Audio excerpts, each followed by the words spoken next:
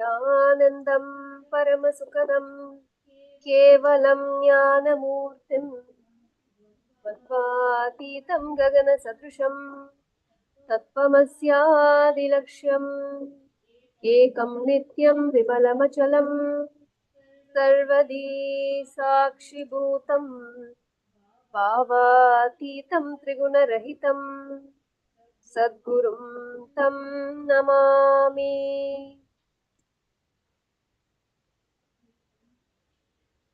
Nithyanandam, and welcome everyone for yet another day as we celebrate the 45th Chaturmasya of our beloved Swamiji. Every day we have been listening to Swamiji's satsangs and receiving powerful cognitions every day, celebrating, enjoying different dimensions of Swamiji as devotees from around the world join to share their wonderful experiences that they have experienced by meeting Swamiji. Today, we have Manitya Shakti Rupananda from KAILASA, Houston, also a founding mother of KAILASA and House of Representative, KAILASA, Houston. She is joining today to share her experiences as a youth, how Swamiji has inspired her and pulled away from the Maya matrix and inspired her to be having a life, clarity and purpose. Nithyanandam, Shakti Rupananda, we're so glad to have you here. Nithyanandam, could you introduce yourself? How did your journey begin? How did you meet Swamiji at a very young age, and how has it changed your life? Nithyanandama, it's really nice to be on this show. My journey with Swamiji began when I was 14 years of age. Actually, at that time, I was just entering the high school and I was going into the ninth grade. And I had also just moved to the US. So there were a lot of new things happening in my life. But the most amazing thing that happened, new thing that happened, was, meeting Swamiji. So actually, what had happened is my dad has always been a very spiritual person, and he he had invited me to come to Swamiji's program. Swamiji was in Houston, and I still remember when he invited me for the first time and said, "Hey, there is this Swami, and he's coming to Houston, and he's take a week off from your school." And I was thinking, is he nuts? Like something's wrong with him. Like, who takes a break from one school like that? So I said, no, I don't think I can do that. And he happily went to that program. And but just a month after that, he invited me to come to Swamiji's satsang. There was a weekly satsang happening in Houston, and he took me there. And I still remember when first time I had entered that place, and I don't know how to explain it, but it felt like I came home. And I just felt so happy there for no reason. During that time, they had played some video of Swamiji, and um, I that time also I didn't really understand too much what was going on. And I just remember I recognized Swamiji's very thick Indian accent. And after that, we were doing the Nitya Dhyan. They were just guiding us through the process, which is a meditation. Um, and by the just few minutes into that meditation, I was just feeling so happy within myself. It's not that I had not felt happy before, but that time I just felt like a depth of bliss in me. And I had never felt like that before in my life. So after that, I was like, wow, like, what is this, And there was the aarti that happened that day, like how they usually do it. And um, all the people who are in that satsang that day, in my cognition, they were all, you can call them old people. They were all twice or thrice my age. So, I was in a way out of place, you can call it, or what I cognize. But it didn't matter because I don't know what it was, but something there was just so special. And I felt like I wanted to come again. So that was kind of the first time I came and met Swamiji. So, yes, mom. Seema, see, typically kids, teenagers, when they think about Hinduism, when they think about or even ever heard about satsang, going to meet a Swami, all of these they would have ideas, right? That's probably why you did not want to take off time from school the first week. And since then, after meeting Swamiji, how did Swamiji's satsangs just get literally, encapsulated you? It just encompassed you. How did that happen?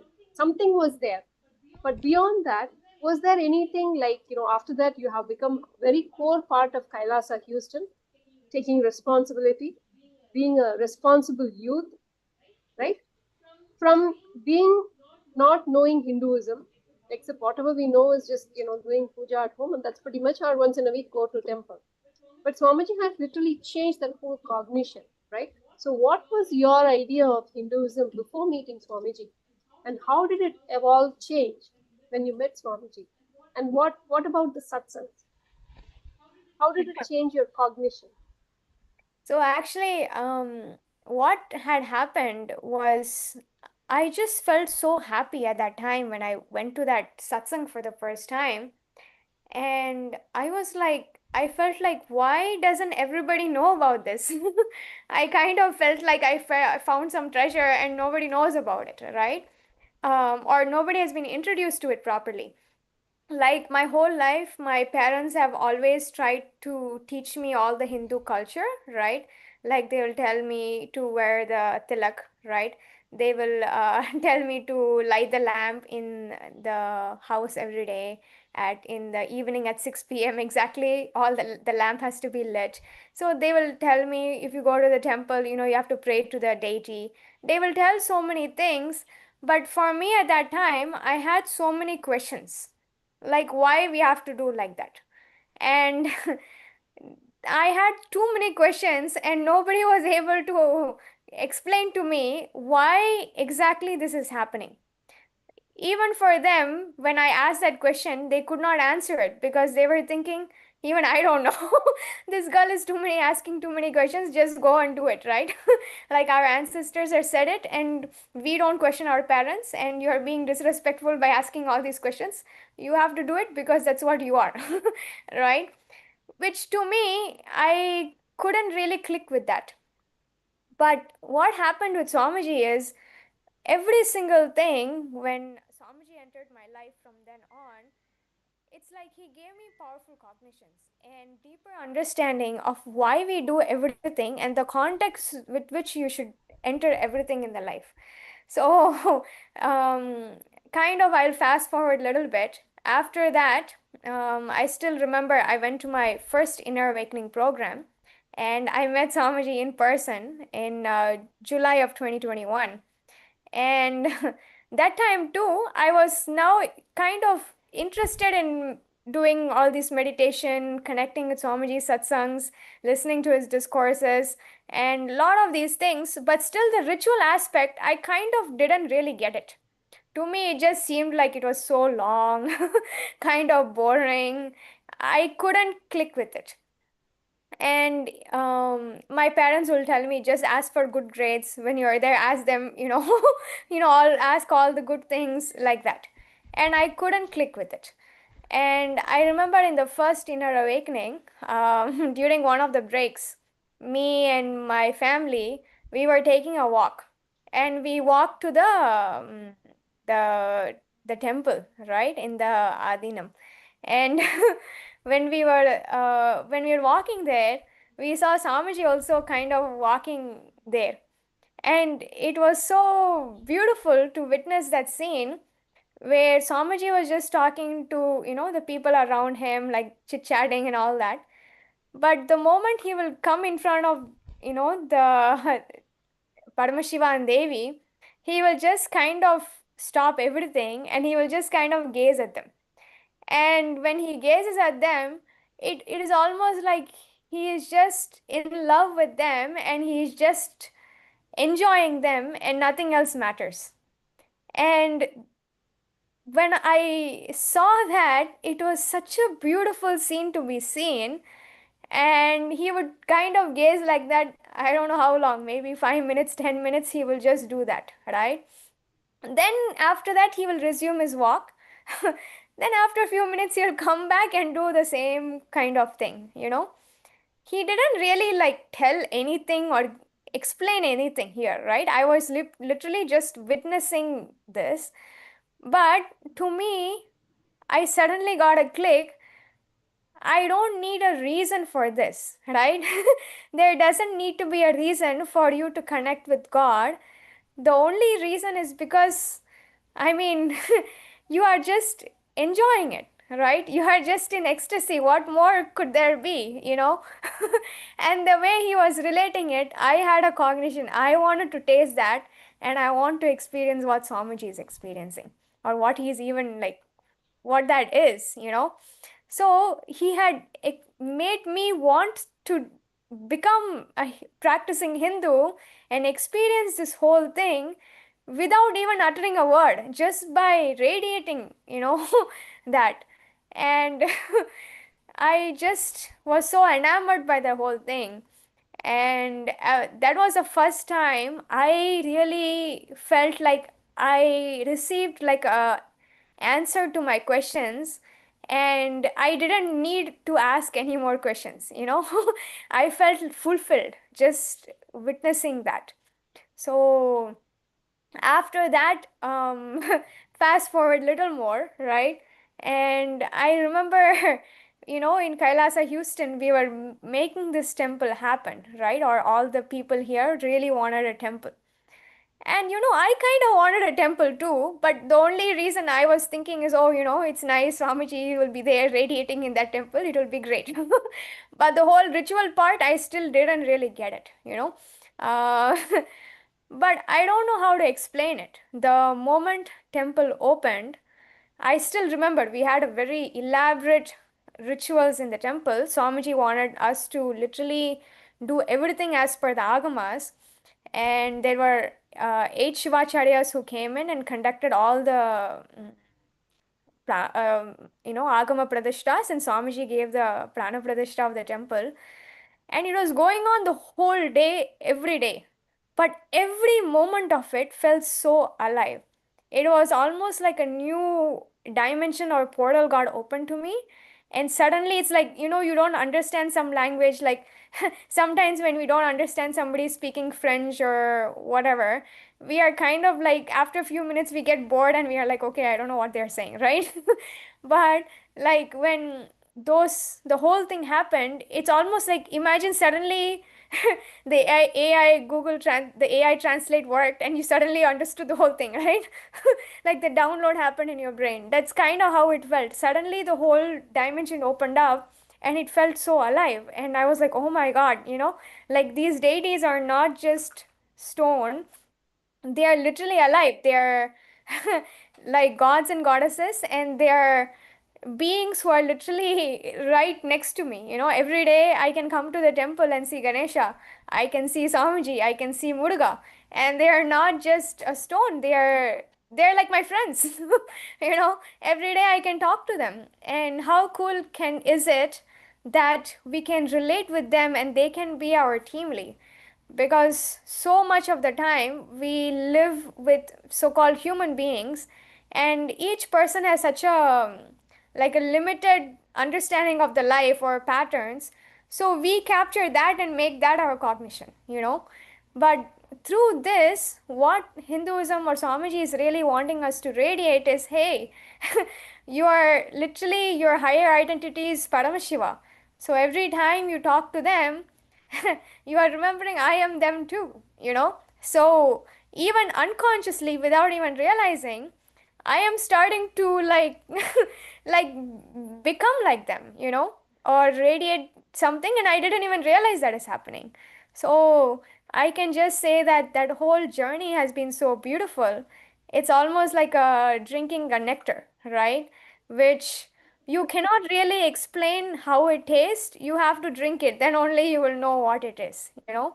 So, to me, that's what I felt Swamiji is doing. He's like, you guys don't know the Hinduism and the joy of living the Hinduism. It gives so much of that bliss and fulfillment in the life. It adds to every dimension of the life. So he's telling the only way you can really know it, you have to taste it. You have to drink the nectar, you know. So for me as a youth, kind of a long answer to your question is I kind of feel why I am involving in the temple, why I am with Swamiji, or why I decide to kind of not just participate but also be responsible about it is because I feel like how can somebody taste something and keep it all to themselves, you know? You have it's only like, let's say you have secretly got a chocolate. You can eat it, but it's more fun when you have friends enjoying it with you. Then you really it takes it to the next level, right? So like I feel like I want everybody, all my friends or all the people I know in my life or the people, the next generation people, to know about this, because I myself felt like I didn't get a right introduction about this beautiful, all of this beautiful things till Swamiji came. And it's too good to be true, and nobody should miss it, right? So, um, that is my Nice. experience in little bit nutshell, ma.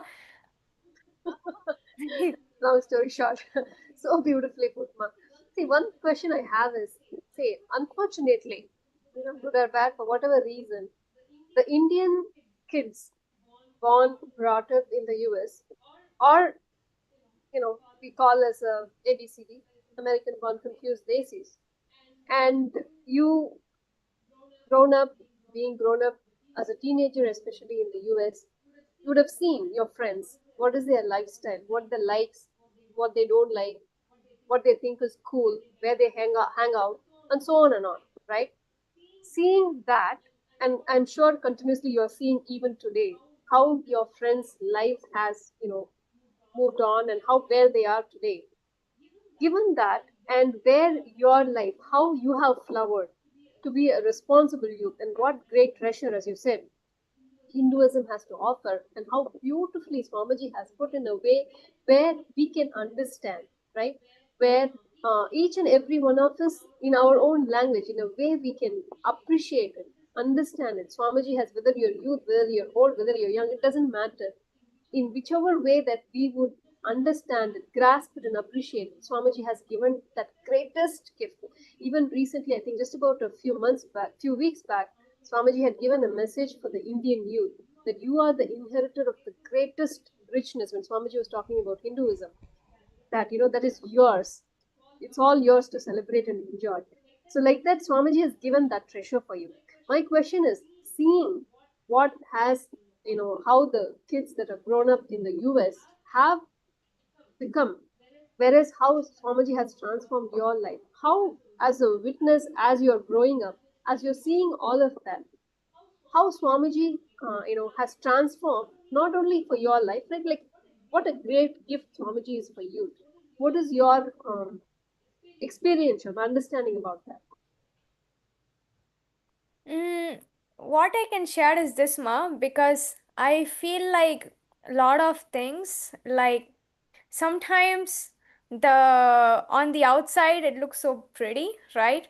But then when you really dive into that, it's not as pretty as it really looks, you know?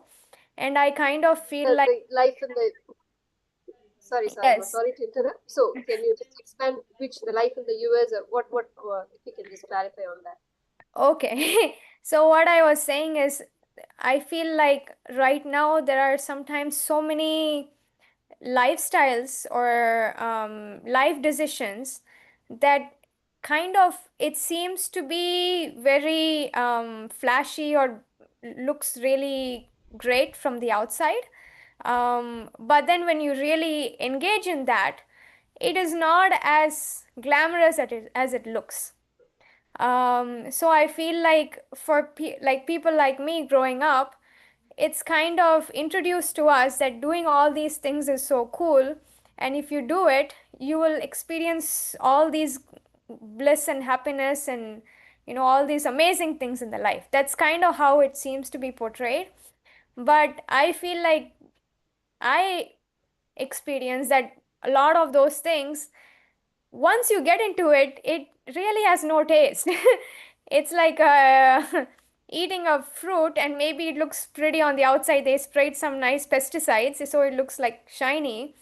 But then when you really have a bite, you're like, I don't know how I can eat one more bite. I want to throw this one out and into the trash, this one itself, right? And then the aftertaste is also really unpleasant, so you need to wash the mouth with something else, right? So that's kind of how it feels like for me.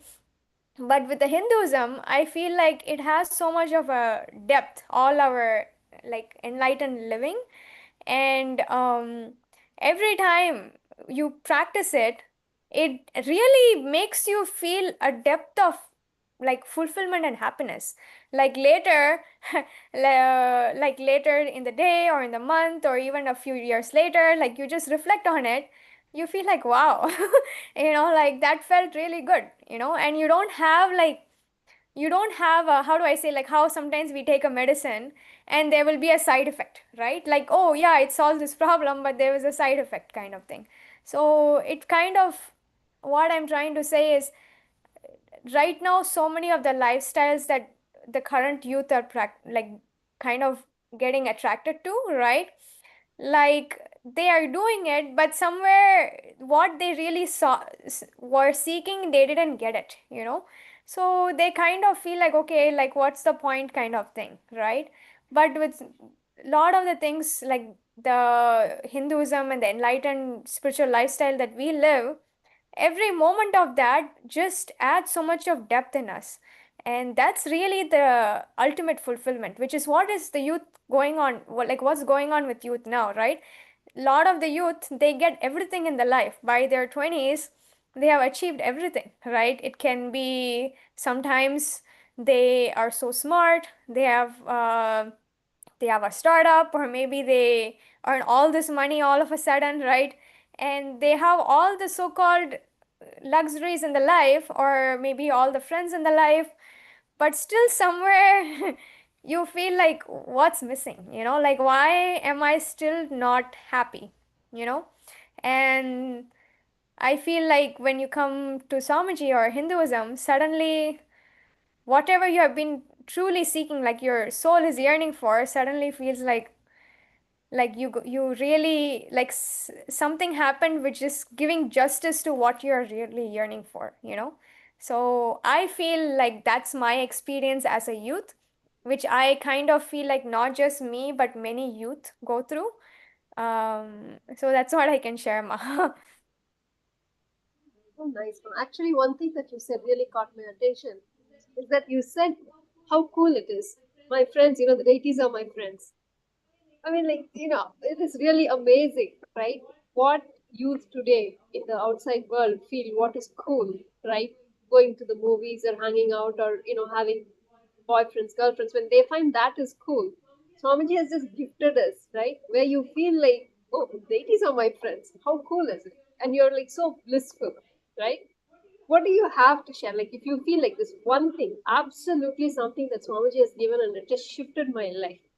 I am so glad, at a very young age, especially to my teenagers, especially during my youth, I met Swamiji, and this is the greatest gift, the greatest powerful cognition that Swamiji has given. What would that be? I mean, the only thing I can say is the greatest gift is number one Swamiji himself, right? And and of course, like I think this temple itself is a gift, He allows us to play with all of this, and in turn, like manifest all these powerful cognitions, right? And to me, the greatest powerful cognition is having the experience of the blissful powerfulness. Um, and when you are in that space, um, whatever you do is a success, and you are blissful, and everybody around you, it's like a contagious thing, they start radiating that too, and it's like a like a ripple effect. So when I am, for example, I'm in the temple, and again, like there will be days you are like really happy, there will be days you're like kind of cranky person, nobody wants to even be around you, kind of thing, so all of us go through those moments.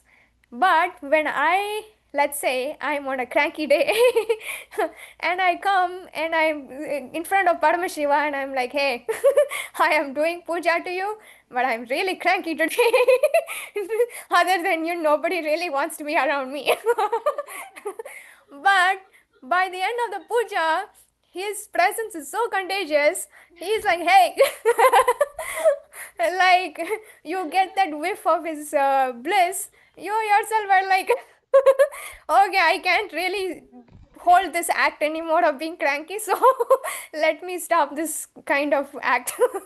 And you start kind of, being like excited. And then again, when I go into my life and do all the things, people are like, oh my god, this girl is always like blissful, like is she? And some people ask me like, are you on drugs or something? And I'm like, no. Right? But again, it's like I don't need any substance, I am naturally blissful, because um the deities, they radiate so much. Even with Swamiji, just sitting with him, he radiates so much of bliss. You just kind of internalize it, even whether you realize it or not, and I think that's the greatest thing.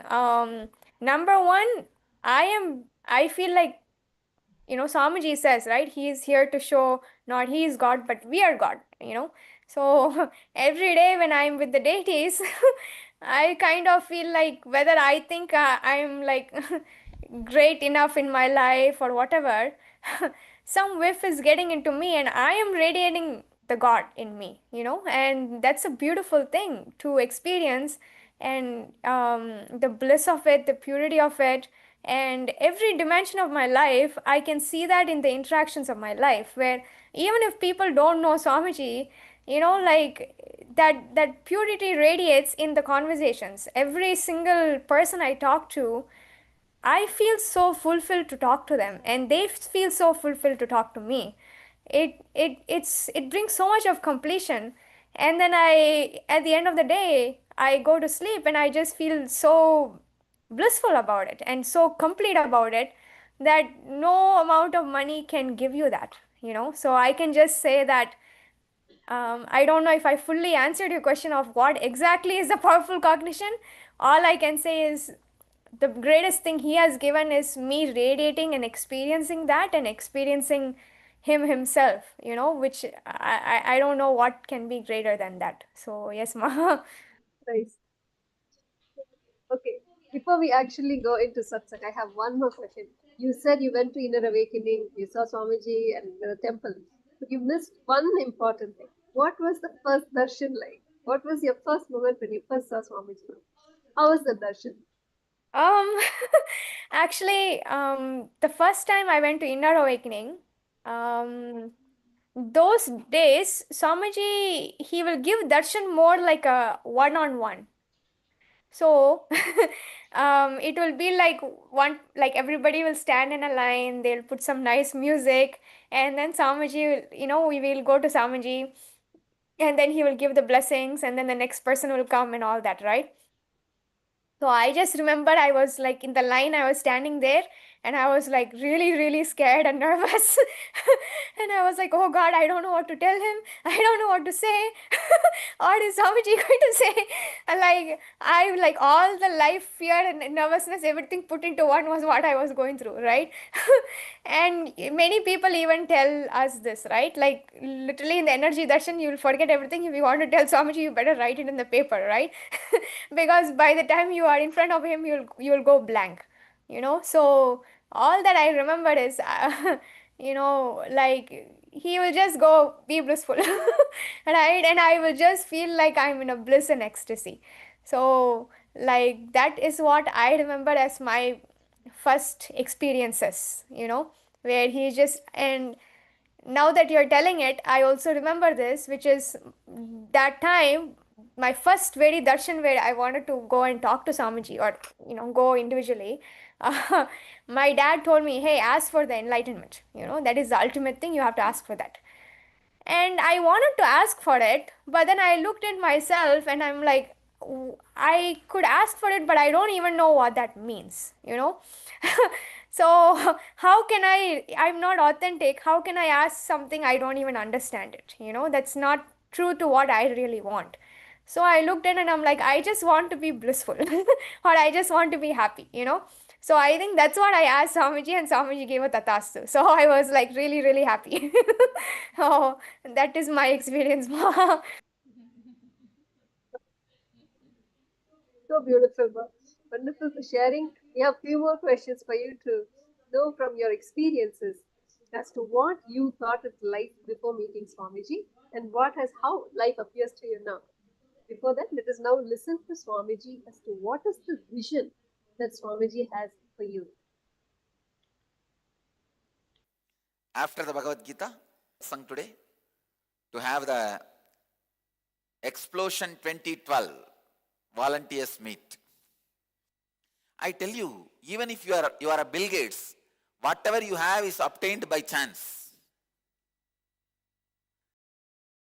Whether you are in the Dharavi slum or Anil Ambani's house, whatever is obtained is by chance. So whatever is obtained by chance, he who feels enough, when you are having 1 crore, whatever is obtained is by chance. When you are having 1 lakh crore, whatever is obtained is by chance. Money is the worst illogical thing all logical human beings believe. The greatest superstition on the planet Earth is not God, it is money. It is the worst collective superstition. I tell you, in the Matrix movie, if the artificial intelligence is the mind, the tub in which all the human beings are made to sleep is money. Money is the greatest paramamaya. Paramamaya means collective delusion. All of us have put ourselves knowingly thinking there is a purpose to create this mechanism, so let us have it. Then suddenly, after 2 generations, the fellows who are created, even their own kith and kin are caught in that delusion. The fellows who created, they thought, no, we are out of this delusion.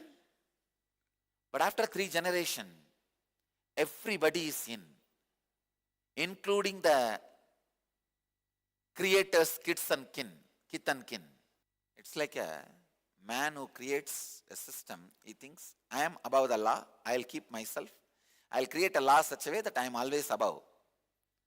Let all other people, everybody else, be under the law. Suddenly, after 2 generations, he is gone. His kith and kin are also caught in the law. So the whole world now is caught in an unconscious understanding which they don't know why they are in. This is what I call Paramamaya. Currency is the worst Paramamaya created by human beings. So whatever you have is by chance. Why should somebody be called as millionaire, somebody be called as billionaire, somebody be called as a beggar? No reason.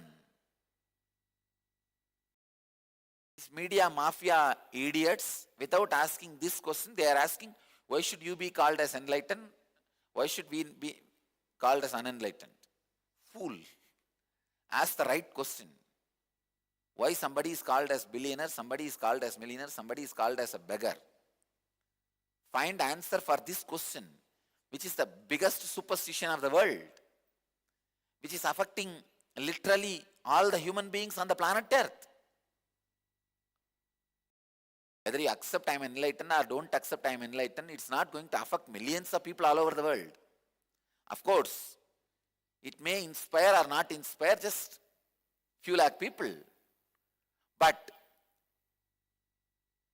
you accepting somebody as millionaire, billionaire, beggar is affecting the whole world.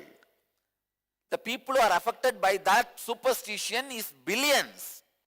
The world's worst superstition is money. Instead of questioning that superstition, you go on questioning all other things.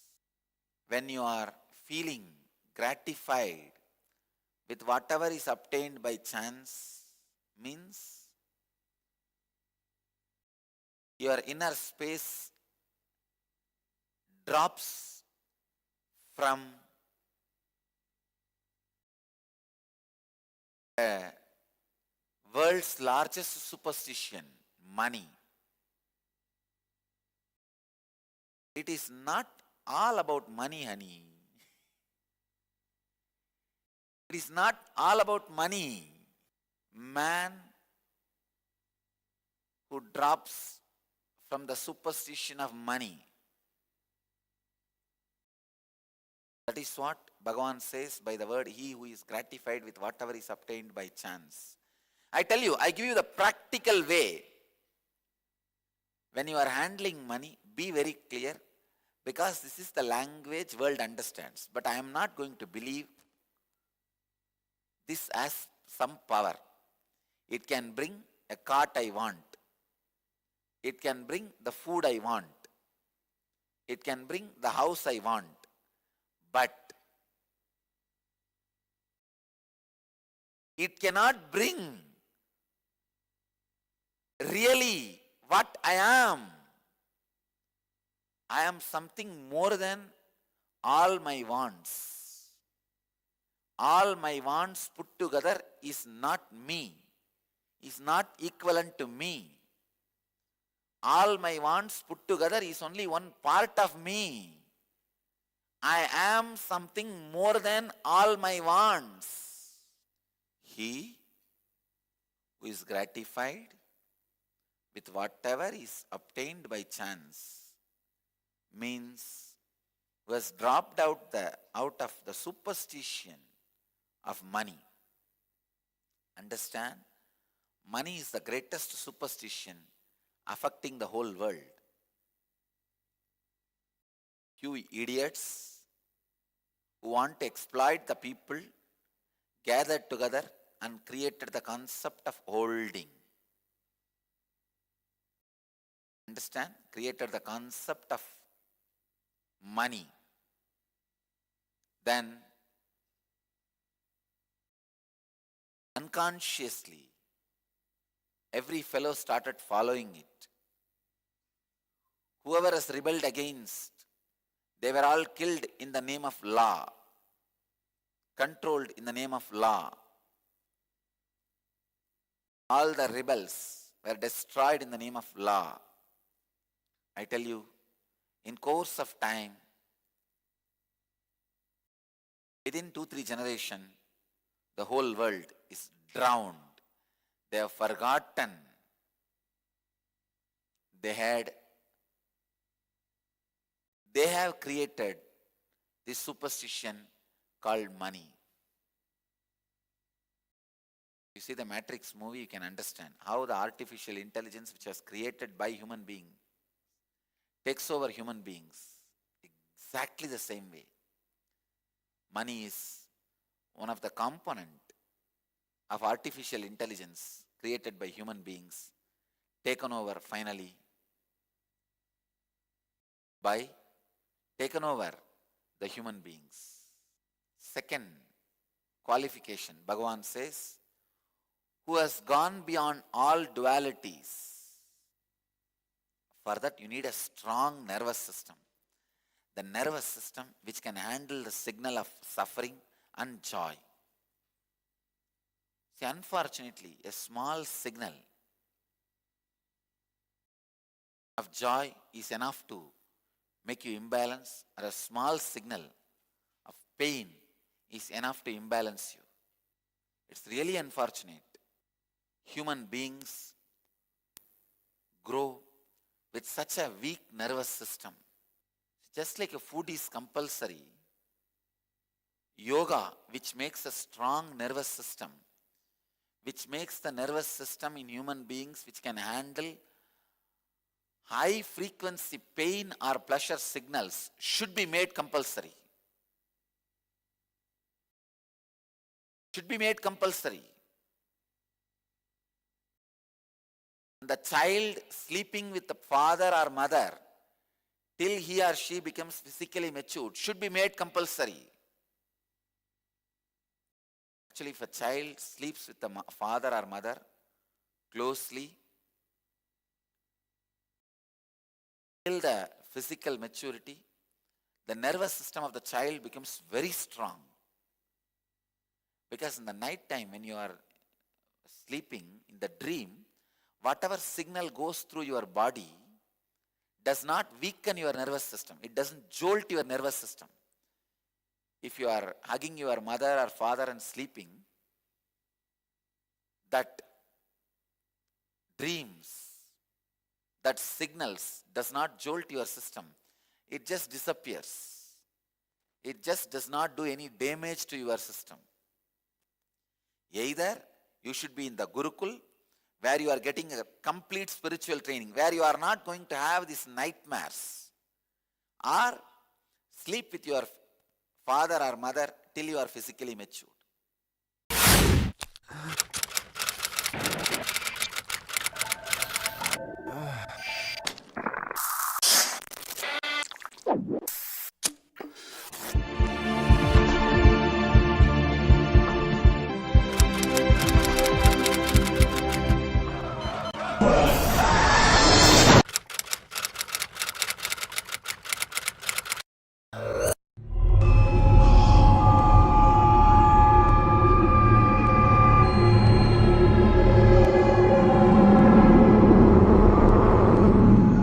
I know the modern day youth is really suffering. Humanity has never faced this crisis. I have created a one-year program where you can study the spiritual truths.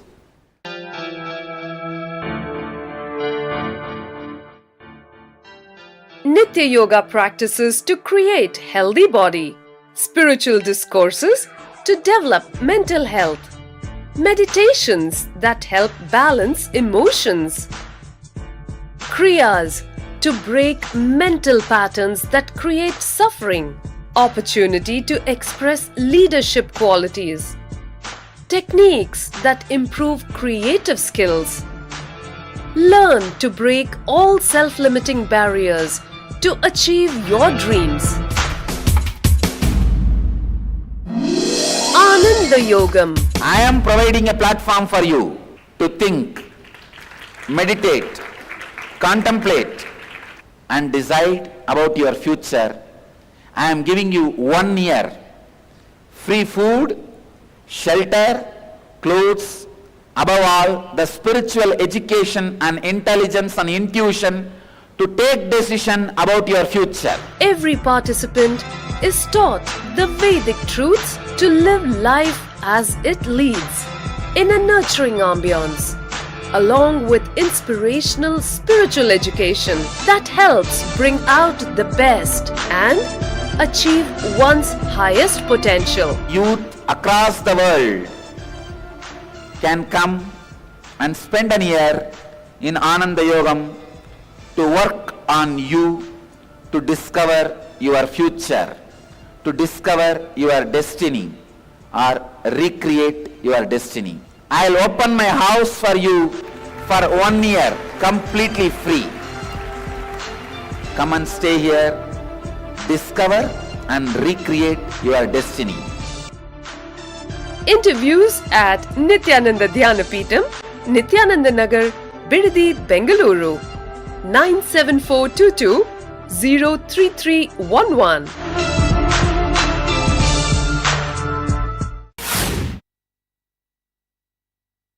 Child till 14 either should be growing closely to the father or mother. When I say closely, not only psychologically, even physically. playing in the laps of mother, hugging mother, leaning on mother. I never felt shy. Till the age of 17, I'll always be leaning on my mother in the kitchen. Never felt shy. In the modern day, these kids, they have all kinds of names. Oh, he's mama's child, his mother's baby, and all that. I never had any of that. Knowing that I'm a sannyasi, I did not want to learn swimming at the age of 5, knowing that I'm a sannyasi, but I never left my mother. I had such a strong, beautiful connection.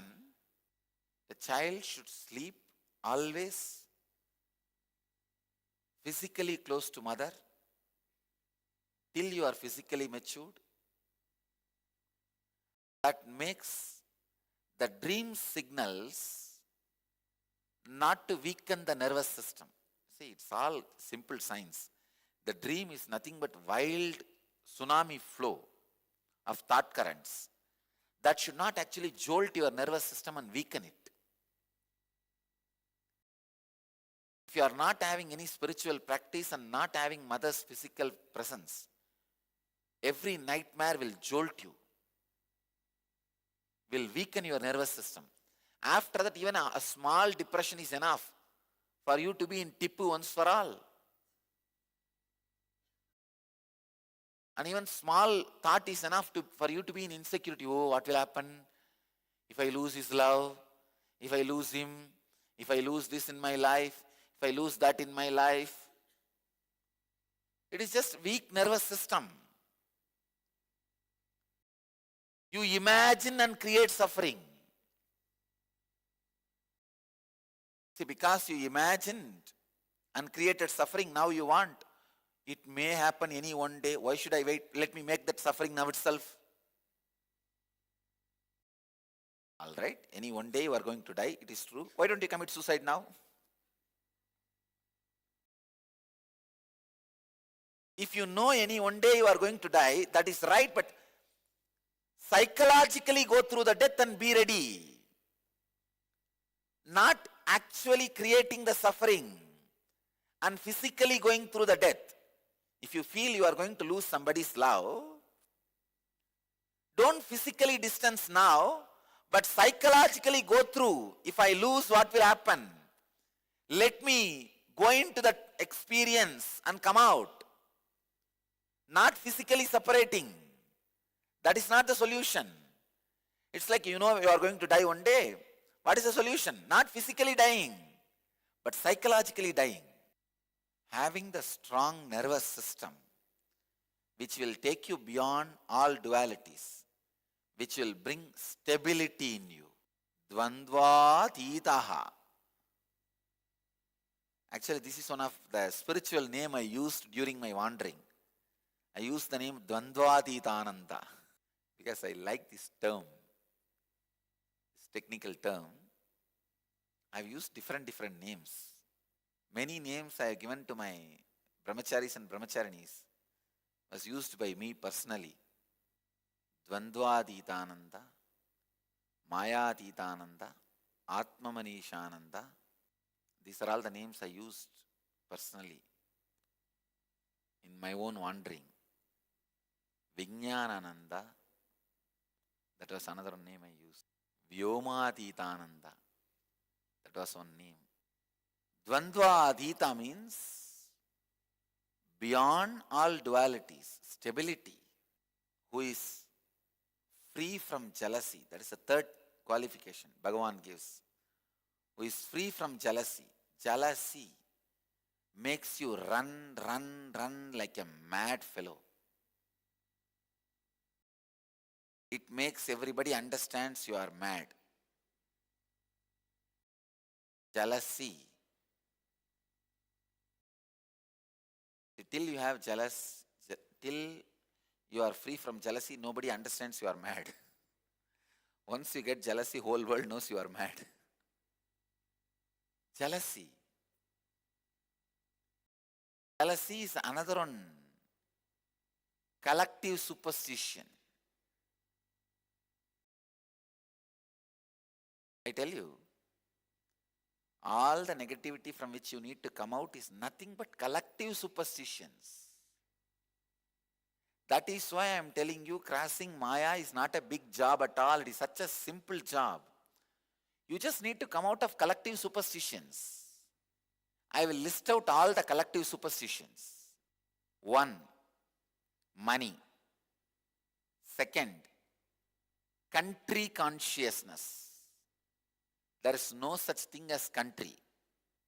3rd, jealousy. How will you compare? You are born somewhere, someday, some way by somebody. He is born somewhere, someday, somewhere by somebody. How will you compare? For a decent competition, you need some base. Even between you and your sister, there is so much difference. You and your brothers, there is so much difference. What will you compare? So all comparison is just collective superstition. Waking up from the collective superstition is what I call inner awakening. Inner awakening means waking up from collective superstitiousness. Next qualification, Bhagavan says, who is indifferent to success or the failure. Means who is indifferent to the definition of success or failure by failed society. I tell you, human society is a failure. It is like your father who is a beggar. If he comes and tells you, you are a failure, will you trust him? Will you take his words? He will say, come on, you fellow, you are the biggest failure. You are telling me I am failure. Same way, whoever is calling you are a failure is a big failure. Human society is the greatest failure, don't you see? One side a fellow is sitting on one whole country wealth. Just his next house, the fellow is not even having food. One side, this fellow, his whole house is decorated with multicolored silk cloths. The other fellow doesn't have a clothes to hide himself. Don't you see? One side, atomic weapons are getting piled to kill people in mass. The other side, people don't have medicine for their headache and stomach pain. Whole humanity is a failure. Human civilization, modern civilization. In 2012, please understand, with a clear understanding, man was moved out of human civilization, who is looking the human civilization from above. I declare, O human civilization, you are failure. You are a big failure. The human settlement on the planet Earth is a big failure. Human society on the planet Earth is a big failure. Human civilization on the planet Earth is a big failure. The failed father has no right to say, judge his son whether he is a failure or success. I tell you, failed humanity has no right to judge whether you are a failure or success. Man who understands failed humanity has no right to judge whether I am a failure or success is success. Understanding the humanity itself is a failure and they have no right to declare, judge your success or failure is success. Look at the whole human civilization. Who wants to live here? I tell you, 99% of the people want enlightenment just to escape from the human civilization. They don't even know what is enlightenment, but they want it because they know they can escape from it, from the human civilization. Only one good thing happened by human civilization is I got a lot of customers, that's all, who are interested in enlightenment. But human civilization is not supposed to torture people and make them interested in enlightenment. It is supposed to give tremendous understanding to people and lead them to enlightenment. Human civilization, as such, in 2012, I declare as failure. Everything, just human civilization, is failure. Understand, Bhagavan is giving this 4 qualification. He who is gratified with whatever is obtained by chance means understanding the money superstition, superstitiousness of money. Second, who has gone beyond all dualities means having the strong nervous system to hold the pain and pleasure electric signals. Pain, pleasure signals. Not being jolted or shattered by the pain, pleasure signals. Third, who is free from jealousy means out of the superstition, collective superstition of comparison. Fourth, who is indifferent to success or failure means understanding the fellows who are judging you as a failure or success themselves are utter failures. All the thieves gathering together declare you are a thief. All the murderers gather together and say you are a murderer. All the rapists gather together and say you are a rapist.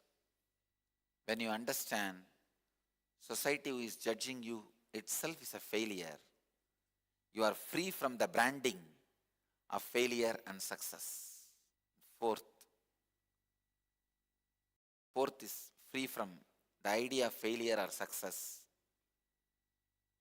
If you have these 4 qualities, even if you are engaged in performing the actions, you are not bound by it. How to live like that? I'll teach you personally in this Explosion 2012 project. I make this sutra, this verse, as a vision statement for the Explosion 2012 project.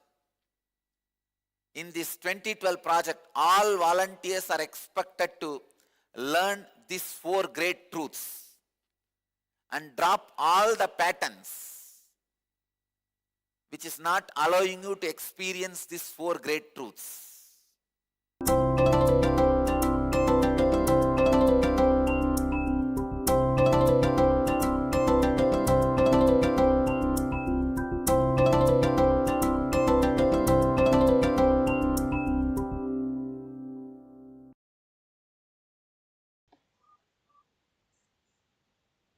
Such a powerful satsang from Swamiji. How, the Eastern traditions, many of our Hindu practices are called as superstition. But how Swamiji beautifully explained what is a real superstition? Money that is being worshipped by people, everyone around the world. Swamiji says that is the biggest collective superstition that has been done. Such clarity that Swamiji gives every single day, right? In different aspects, Swamiji is giving us the clarity. Today we have Ma Shakti Rupananda. Ma, I want to ask you something. See, as a teenager, as you've grown up living with, Swamiji's teachings, Swamiji's initiations, and of course, growing up literally in the temple, how do you see like the ups and downs that happens to everybody, right?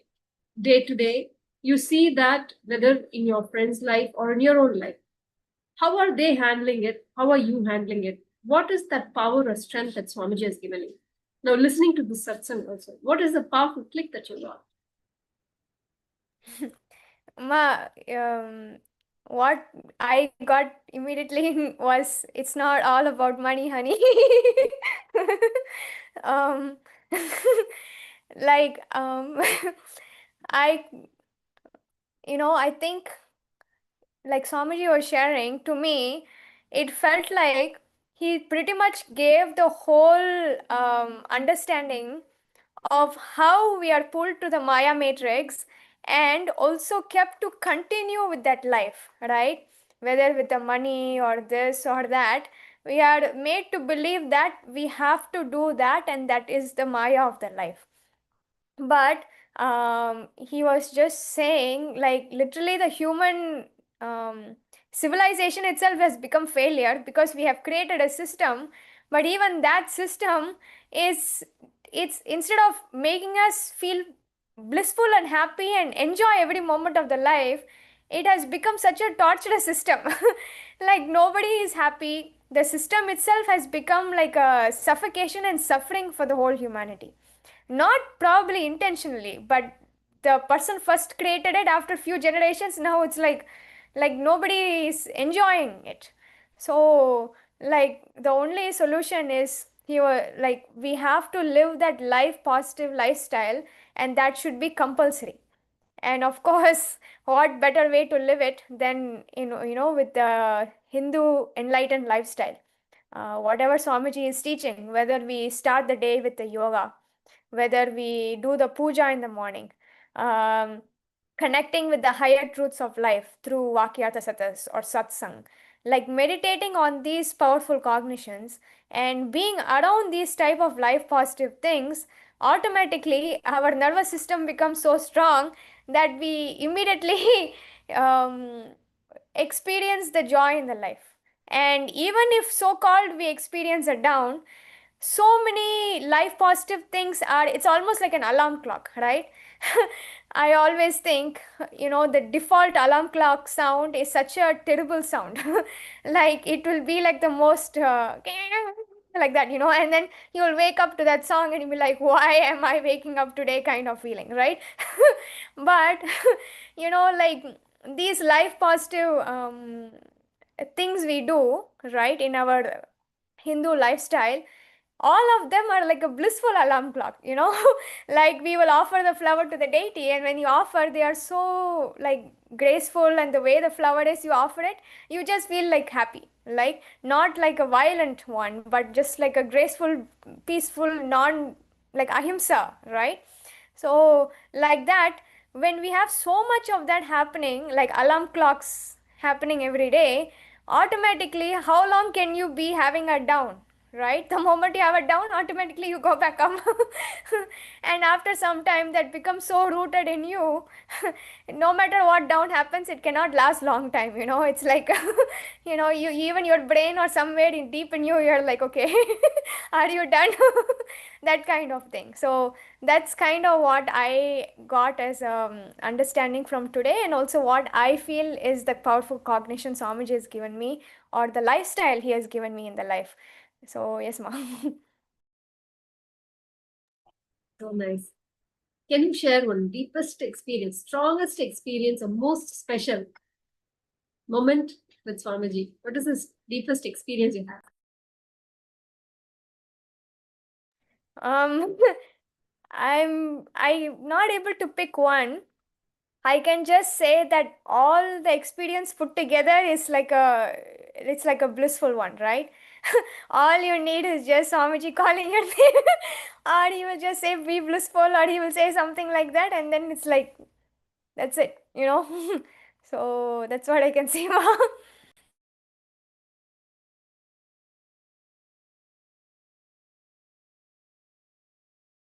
Okay. Okay, ma. See, how would have, like, I keep going back to this because it is very important for the youth today, right? How how have you envisioned your life to be before meeting Swamiji? And how is your life now? Can you say, like, you would have had ideas about life before meeting Swamiji. This is life, this is what it is, ups, downs, whatever, like good, bad, why is my life like this? You would have some ideas about life. What is your idea about life now? How was it then? I can say that really before Swamiji, I didn't really have feeling of a vision or purpose in my life. I was kind of, I will say, doing what everybody says it's important. I was also going on that little train, right? Like I already boarded the train and I kind of stopped every stop and I'm like, okay, next stop is this. Let me study really hard for this exam. And if I don't pass this exam, literally my life is over, right? Like there is no purpose. Like I'm a failure kind of thing, you know? So like, you know, that kind of ultimatum kind of feeling about all these kind of so-called societal things, right, was what I was feeling it. But I myself didn't like feel like, okay, this is something that really I'm passionate about and this is something I really wanted to do it or something like that. But the moment Swamiji entered in my life, I feel like I have so much of like kind of feeling like this is what I really wanted to do it and this is how I really wanted to contribute it in my life. Not just I'm going to do what everybody else is doing. In fact, I became so clear like I don't want to do what everyone is doing. Already too many people are doing that. Let me do something new. Let me do something useful where I feel fulfilled by it and let others feel fulfilled by it. And I think that is the ultimate thing where if all of us can live like that or we are taught to live like that, like the whole world will be so blissful instead of the other way where, you know, we somehow ended up there, we don't even know how we ended up there, and then we are like, oh god, I have to see another day of that, you know. So that's what I can share it. So nice, ma'am. Okay, now, like, suppose, I mean, see, you have like day-to-day life. What is one teaching of Swamiji that pulls you up every day? Whatever happens in life, you're always up, back up on your feet. What is that cognition that lifts you up? Mm, I I don't know if it's a cognition, but I can say that whatever Swamiji has said to me, I will kind of remember that, right? So, like for example, one of the things is he gave me my name, which is Nitya Shakti Rupananda, right? Which it's like the meaning is being the embodiment of like blissful energy from the state of completion, right? So like, you know, whenever I'm in an up and down, like not just for me, for anybody who's received a spiritual name, just remembering that name itself is like you remember that Paramashiva in you, right? You remember Swamiji and you remember the Swamiji in you and you're like, oh god, what am I worried about, kind of thing, you know. So I can say that that is one of the most powerful thing for me. I just remind myself of that and then I just break from all the other things. So, yes, ma. So nice, ma'am. Thank you so much for joining tonight. But I still have one more question, the last question. What is it that you would like to share for the youth that is out there that is so lost in the Maya matrix? I mean, the only thing I can taste, I mean, I can say is you have to taste Hinduism, you have to taste Swamiji, right? I mean, you don't know what you're missing till you taste it, you know? So you have to taste it and then you'll be like, oh, wow. So, yes, ma. Thank you, Ma. Thank you so much for sharing. Thank you for joining us today. And I hope you enjoyed the show as well. The powerful cognitions that Swamiji has given. And every single day, we have been listening to Swamiji's satsang during this Chaturmasya, the 45th Chaturmasya of our beloved Swamiji, and listening to powerful cognitions from Swamiji. A gentle reminder every day as Swamiji keeps waking us up from our dreams that we are in. And today, being the July 31st, the current Paramashiva Sena program is over, and we just had the glimpses from this season of Paramashiva Sena. And the next season starts tomorrow, August 1st, happening both in Los Angeles as well as in St. Kitts and Nevis. We welcome each and every one of you. If you have not enjoyed, tasted Paramashiva Sena, don't miss, don't wait. Come join us. You can register for this program. This program is provided completely free, including food provided free. You just need to bring yourself there. Come to Paramashiva Sena, happening in both locations. So it's a 30-day program to become an ambassador of Paramashiva. Obviously, only Paramashiva can be his own ambassador. So literally, you will be experiencing the Paramashivatva, the oneness with Paramashiva. So you can register for this program at ecitizen.info/PSS. So thank you all for joining us today. We hope you enjoyed the show and we look forward for you to join us tomorrow, 7 p.m. Eastern Time. Thank you. Now let's close with the Purna Mantra. Om Purnamada Purnamidam Purnat Purnamudachyate Purnasya Purnamadaya Purnameva Vashishyate. Om Shanti Shanti Shanti. Hari Om Tatsat. Sarvam Bhagavat Shri Nithyananda Paramashiva Padukarpanamastu. Om Nithyanandam